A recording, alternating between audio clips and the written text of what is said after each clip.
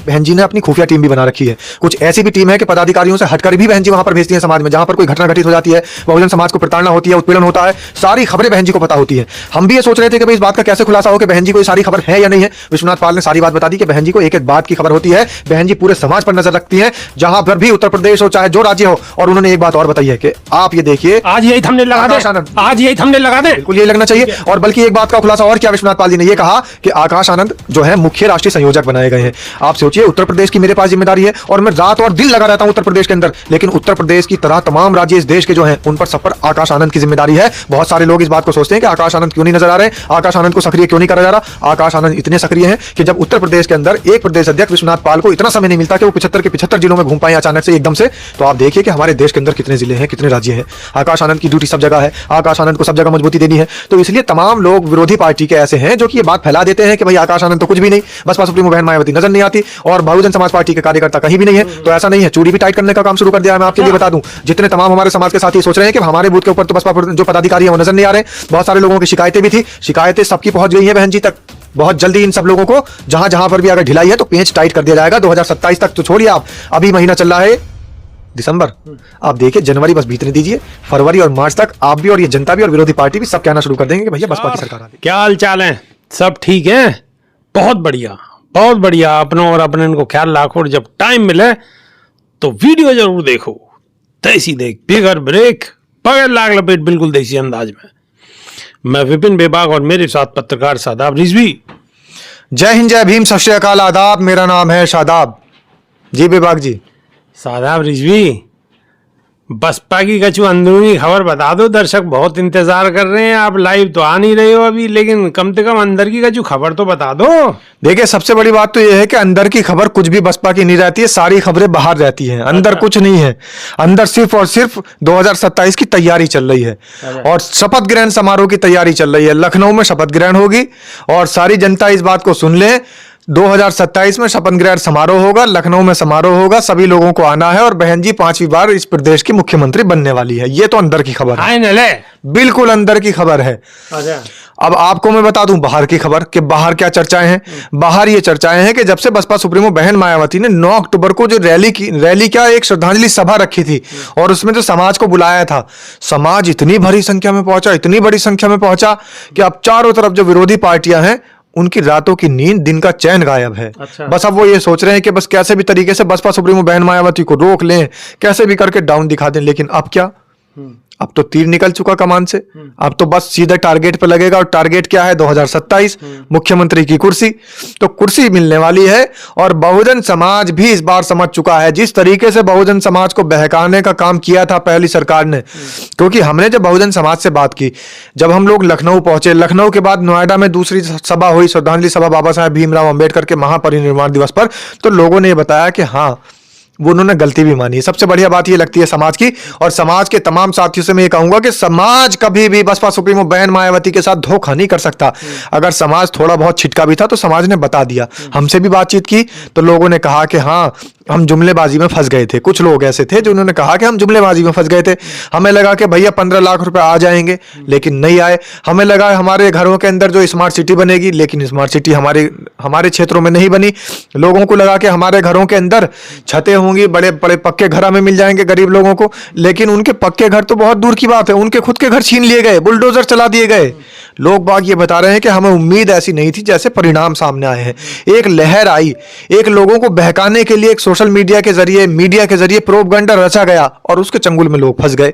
कुछ एक लोग हमारे बहुजन समाज के भी उस चंगुल में फंस गए थे, जिन्होंने कबूल भी किया है।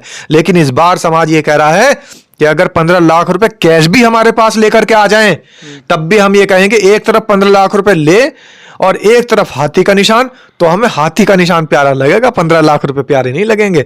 वो ये कह रहे हैं 15 लाख रुपए अगर हमने ले लिए, एक बार ले लिए, कब तक खा लेंगे? हमारी एक पीढ़ी खा लेगी, 2 पीढ़ी खा लेगी, मगर हमारी आने वाली नस्लों के लिए अगर हमें तैयारी करनी है, हमारी आने वाली पीढ़ियों के लिए अगर हमें अपनी मजबूती देनी है, तो बसपा को जिताना पड़ेगा। हमने उनसे पूछा कई बार कि भाई बसपा को जिताने से तुम्हारी पीढ़ी कैसे सुधर जाएगी, तो बेबाक जी उनका जवाब देखिए कितना खूबसूरत था। उन्होंने कहा जैसे बाबा साहेब भीमराव अंबेडकर तो बहुत समय पहले चले गए, 56 साल हो गए उनको गए हुए, लेकिन हमारे समाज के लिए ऐसा काम कर गए कि आने वाली हमारी पीढ़ी आज भी उनके बनाए हुए संविधान के तहत इस पूरे देश के अंदर हिस्सेदारी ले रही है, इस पूरे देश के अंदर नौकरियों पर विराजमान है, इस देश के अंदर डीएम बन रहे हैं, इस देश के अंदर आईपीएस बन रहे हैं, आईएएस ऑफिसर बन रहे हैं, इस देश के अंदर अपना हक अधिकार उनको मिल रहा है। तो बाबा साहेब भीमराव अंबेडकर तब करके चले गए, और बाबा साहेब भीमराव अंबेडकर के मिशन को पूरा करने के लिए बसपा सुप्रीमो बहन मायावती निकली है, मान्यवर साहब कांशीराम निकले थे, और उस आंदोलन को आगे बढ़ाने के लिए, उस आंदोलन को पूरा करने के लिए बहन मायावती निकली है। तो बहन जी का हम साथ देंगे इस बार, चाहे मोदी आ जाए, इस बार चाहे अखिलेश यादव आ जाए, इस बार चाहे राहुल गांधी आ जाए, इस बार चाहे लालू प्रसाद यादव आ जाए, इस बार चाहे रामविलास पासवान के बेटे आ जाए, जीतन राम मांझी आ जाए, चाहे रामदास अठावले आ जाए, चाहे जो हमारे देश के अंदर बहुत सारे ऐसे बहुजन नेता हैं जो नीला गमछा लेकर के घूम रहे हैं, नीला झंडा लेकर के घूम रहे हैं, जय भीम के नारे लगा रहे हैं, और चारों तरफ मूंछों पर ताव दे करके बता रहे हैं, और ये कह रहे हैं कि देखिए अभी तो एक सीट जीती है, बाकी बहुत सारी तैयारी है, चाहे वो भी आ जाए। बिल्कुल बिल्कुल, समाज के लोग ये कह रहे हैं कि चाहे वो भी आ जाएं, लेकिन इस बार हम अडिग हैं, इधर उधर डगमगाने वाले नहीं हैं। सीधे तौर पर लोगों का ये कहना है, समाज का ये कहना है कि अब हमें पता लग चुका है कि हमने अपने समाज के अंदर ही इस तरीके से इधर उधर भटक के समाज का कितना बड़ा नुकसान कर लिया, अब नुकसान नहीं करेंगे। अब तो सीधा जैसे वो था ना अभिमन्यु का, क्या था जो मछली की आंख, उनका जो था टारगेट था, ऐसे इस बार हाथी टारगेट है। बहुजन समाज ये कह रहा है कि जी हाथी के बाद तो हमें ना उनसे पहले, हाथी से पहले कुछ देखना, ना हाथी के बाद कुछ देखना, बस हाथी हाथी देखना है। बहुजन समाज का तो ये कहना है। तो बाहर की खबर ये है, और अंदर की खबर मैं आपको बता चुका हूं कि बसपा की पूरी तैयारी चल रही है, बूथ लेवल पर तैयारी चल रही है, बीएलए बना दिए गए हैं, चारों तरफ एसआईआर पर नजर रखी जा रही है। एसआईआर का समय सीमा बढ़ाने के लिए बसपा सुप्रीमो बहन मायावती ने आह्वान किया था, समय सीमा बढ़ चुकी है, और साथ ही बसपा सुप्रीमो बहन मायावती ने यह भी कहा कि मतदाता सूची के अंदर गड़बड़ियां होंगी, लोग बाग सतर्क रहें। तो अपने तमाम पार्टी के पदाधिकारियों को, कार्यकर्ताओं को यह जिम्मेदारी सौंप दी है कि आप क्षेत्र में जाइए, और ये जो भोली भाली जनता है, जिसे मान्यवर साहब कांशीराम भी ये कहते थे कि ये सोया हुआ समाज है, इसे जगाना जरूरी है, उसी तर्ज पर बहन जी ने कहा है कि तमाम पदाधिकारियों को नजर रखनी है, तमाम पदाधिकारियों को अपनी दृष्टि बनाकर रखनी है कि कहीं मनुवादी इनका वोट काटने का काम न करे, कहीं मनुवादी इनकी मतदाता सूची से नाम गायब कराने का काम न कर ले। तो बहुत सारे समाज के जो पढ़े लिखे लोग हैं, सभी लोगों से मेरा एक आग्रह है, एक निवेदन है कि समाज के तमाम साथी जो ऐसे हैं, जो शिक्षक हैं, चिकित्सक हैं, जो पढ़े लिखे हैं, जो प्राइवेट नौकरी पर हैं, सरकारी नौकरी पर हैं, या जो भी घर का बच्चा पढ़ा लिखा है, नौजवान है, वो अपने तमाम साथ के जो आस पड़ोस के समाज के लोग रहते हैं, जो लोग एसआईआर के बारे में नहीं जानते, मतदाता सूची के बारे में नहीं जानते, फॉर्म भरना नहीं आता, क्योंकि कठिन इतना है फॉर्म, तो आप लोग सब उनकी मदद करिए, और मेरा यह संदेश तमाम बहुजन समाज के लोगों तक भेज दीजिए, जिससे कि जागरूकता फैल जाए और समाज के अंदर मान्यवर साहब कांशीराम का आंदोलन यूं ही चलता रहे, जैसे कि बसपा सुप्रीमो बहन मायावती लगातार चलाती आ रही हैं। अच्छा शादाब रिजवी, 9 अक्टूबर के अंदर जब बसपा सुप्रीमो बहन मायावती आई थी, तो उन्होंने एक बात कही थी कि जैसे आप चाहोगे ऐसे ही मैं अब करूंगी, बिल्कुल ऐसे ही करूंगी। वही हो तो रहा है। वो क्या मतलब था? वो मतलब ये था कि समाज कह रहा था कि भाई बसपा सुप्रीमो बहन मायावती अब रुकनी नहीं चाहिए, जिस तरीके से समाज के बीच में आई है इसी तरीके से आती रहना चाहिए। तो बसपा सुप्रीमो बहन मायावती ने 1 महीने के अंदर 5-5 राज्यों की मीटिंग करके दिल्ली के अंदर दिखा दिया, और विरोधियों के हौसले जो है वो पस्त कर दिए, उनके जो है अंदर त्राहिमाम मचा हुआ है, विरोधी घबराए हुए हैं। और बसपा सुप्रीमो बहन मायावती ने 9 अक्टूबर के बाद में यहां पर जो बाबा साहेब भीमराव अंबेडकर के महापरिनिर्वाण दिवस पर एक साथ प्रदेश में, एक ही राज्य में 2-2 जगह कार्यक्रम करके और सफल कार्यक्रम करके दिखा दिया कि मैं वैसे ही कर रही हूं जैसे जनता चाहती है। अब जनता क्या चाह रही है? सक्रियता होनी चाहिए। जनता क्या चाहती है? बसपा के लोग पहुंचने चाहिए। विश्वनाथ पाल उत्तर प्रदेश के अंदर कहीं भी कोई घटना घटित होती है तुरंत उनके घर पहुंच जाते हैं।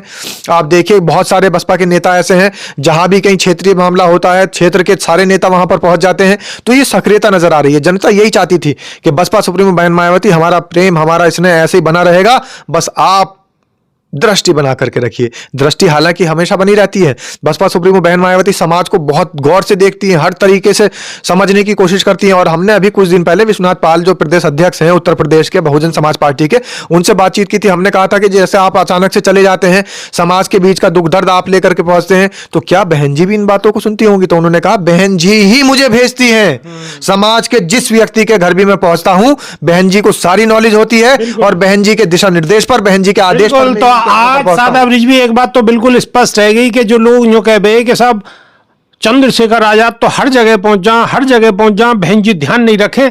लेकिन विश्वनाथ पाल के इंटरव्यू के बाद में ये बात बिल्कुल क्लियर रह गई कि बहन जी ही विश्वनाथ पाल को हर अप्रिय घटना पे भेजती हैं। और विश्वनाथ पाल ही नहीं, बेबाक जी तमाम कार्यकर्ताओं को बहन जी भेजती हैं। और मैं तो ये कह रहा हूं कि तमाम ऐसे लोग जिनको पता भी नहीं लगता और वहां की सारी सूचनाएं, पूरा हाल बहन जी तक पहुंच जाता है, क्योंकि बहन जी ने अपनी खुफिया टीम भी बना रखी है। कुछ ऐसी भी टीम है कि पदाधिकारियों से हटकर भी बहन जी वहां पर भेजती हैं समाज में। जहां पर कोई घटना घटित हो जाती है, बहुजन समाज को प्रताड़ना होती है, उत्पीड़न होता है, सारी खबरें बहन जी को पता होती है। हम भी ये सोच रहे थे कि भाई इस बात का कैसे खुलासा हो कि बहन जी को ये सारी खबर है या नहीं है। विश्वनाथ पाल ने सारी बात बता दी कि बहन जी को एक एक बात की खबर होती है। बहन जी पूरे समाज पर नजर रखती हैं, जहां पर भी, उत्तर प्रदेश हो चाहे जो राज्य हो। और उन्होंने एक बात और बताई है कि आप ये देखिए, आज यही थंबनेल लगा आकाश आनंद, दें, आज यही थंबनेल लगा दें। बिल्कुल यही लगना चाहिए। और बल्कि एक बात का खुलासा और किया विश्वनाथ पाल जी ने, ये कहा कि आकाश आनंद जो है मुख्य राष्ट्रीय संयोजक बनाए गए हैं। आप सोचिए, उत्तर प्रदेश की मेरे पास जिम्मेदारी है और मैं रात और दिन लगा रहता हूं उत्तर प्रदेश के अंदर, लेकिन उत्तर प्रदेश की तरह तमाम राज्य इस देश के जो हैं उन पर सब पर आकाश आनंद की जिम्मेदारी है। बहुत सारे लोग इस बात को सोचते हैं कि आकाश आनंद क्यों नहीं नजर आ रहे, आकाश आनंद को सक्रिय क्यों नहीं करा जा रहा। आकाश आनंद इतने सक्रिय हैं कि जब उत्तर प्रदेश के अंदर एक प्रदेश अध्यक्ष विश्वनाथ पाल को इतना समय नहीं मिलता कि वो 75 के 75 जिलों में घूम पाए अचानक से एकदम से, तो आप देखिए कि हमारे देश के अंदर कितने जिले हैं, कितने राज्य हैं। आकाश आनंद की ड्यूटी सब जगह है, आकाश आनंद को सब जगह मजबूती देनी है। तो इसलिए तमाम लोग विरोधी पार्टी के ऐसे हैं जो कि ये बात फैला देते हैं कि भाई आकाश आनंद तो कुछ भी नहीं, बसपा सुप्रीमो बहन मायावती नजर नहीं आती और बहुजन समाज पार्टी के कार्यकर्ता कहीं भी नहीं है। तो ऐसा नहीं है, चूड़ी भी टाइट करने का काम शुरू कर दिया है। मैं आपके लिए बता दूं, जितने तमाम हमारे समाज के साथी सोच रहे हैं कि हमारे बूथ के ऊपर तो बसपा जो पदाधिकारी है वो नजर नहीं आ रहे, बहुत सारे लोगों की शिकायतें भी थी, शिकायतें सबकी पहुंच गई है बहन जी तक। बहुत जल्दी इन सब लोगों को जहां जहां पर भी अगर ढिलाई है तो पेंच टाइट कर दिया जाएगा। 2027 तक तो छोड़िए आप, अभी महीना चल रहा है दिसंबर, आप देखिए जनवरी बस बीतने दीजिए, फरवरी और मार्च तक आप भी और ये जनता भी और विरोधी पार्टी भी सब कहना शुरू कर देंगे कि भैया बसपा की सरकार आ गई। लो साहब, बहुत बड़ो खुलासो कर दियो पत्रकार सादाब रिजवी ने कि बस महीना 2 महीना की बात है, इतने आप दावत खा लो और वाह के बाद में बिल्कुल खुले मंच से ऐलान है जाओ। विरोधी पार्टी भी ऐलान कर देंगी कि जी बसपा सुप्रीमो बहन मायावती उत्तर प्रदेश की 5वीं बार मुख्यमंत्री बन गई। तो बात कैसी लगी? अगर बात अच्छी लगी तो वीडियो को ठोकते रहो, दूसरे के फोन तक पहुंचा दो और नई वीडियो में फिर बहुत जल्दी आपके सामने हाजिर होंगे। जब तक कि नहीं देसी देख बिगर ब्रेक बगैर लाग लपेट बिल्कुल देसी अंदाज में। बहुत बहुत धन्यवाद। और समाज के तमाम साथियों, जो मैंने संदेश दिया है एसआईआर को लेकर और तमाम मतदाता सूची को लेकर, बसपा सुप्रीमो बहन मायावती ने आप तक ये संदेश पहुंचाने की बात कही है कि समाज के तमाम लोगों तक ये संदेश पहुंचना चाहिए। और जो व्यक्ति नहीं भर सकते फॉर्म, वो व्यक्ति जो पढ़े लिखे हैं उनकी मदद करें, जो लोग अनपढ़ हैं, जो नहीं भर सकते।